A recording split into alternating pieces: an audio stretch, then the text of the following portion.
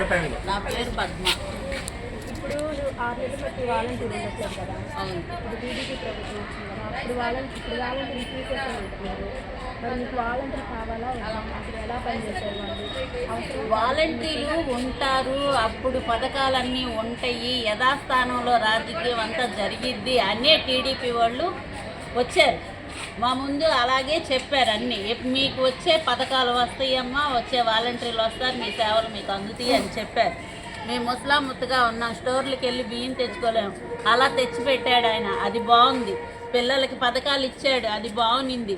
ఇంటి దగ్గర పెన్షన్లు ఇస్తున్నారు, లేకపోతే ముసలోళ్ళు ఉన్నాం, వెళ్ళలేని వాళ్ళు ఎండలో పడి అలాంటి వాళ్ళు పెన్షన్లు ఇచ్చారు. ఈ పథకాలన్నీ ఇన్ని బాగున్నాయి, ఇలా చేస్తాము, రిపీట్ ఉంటుంది అన్నారనే మేము అందరం కూడా ఎన్నుకున్నాం.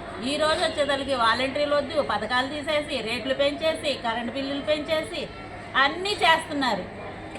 ఇది మాకేం నచ్చలేదు. అసలు దిగేటప్పుడు ఒకలాగా, దిగాక ఒకలాగా చేస్తున్నారు. మాకు కంపల్సరీ వాలంటీర్లు ఉండాలి, పథకాలు ఉండాలి, ఆ రేట్లు తగ్గించాలి, అన్నీ మాకు అనుకూలపరచమని మేము చెప్తున్నాం. మాకు వాలంటీర్లు కావాలమ్మా ప్రతి విషయానికి. ఇప్పుడు మేము ఉన్నాము, లేకపోయాము, వాలంటీర్లు వచ్చి మొన్న వరదలు వచ్చినాయి, ప్రతి ఫుడ్ తీసుకొచ్చి మా ఇంటింటికి వరదల్లో మేము తిరగలేకపోయాం నీళ్ళల్లో. పాప మా పిల్లలు వాళ్ళ పిల్లల్ని మొగుల్ని వదిలేసి అలా వాలంటీర్లు తిరిగి పాలని అర్ధరాత్రి కూడా లేపిచ్చి వెళ్ళారు. అలాంటి వాళ్ళని తీసేయడం ఏంటి? అది మాకు ఇక్కడ వచ్చి అడిగటమే కాదు, ఎక్కడ రమ్మన్నా కూడా వచ్చి చెప్తాం. మాకు వాలంటీర్లు కావాలి.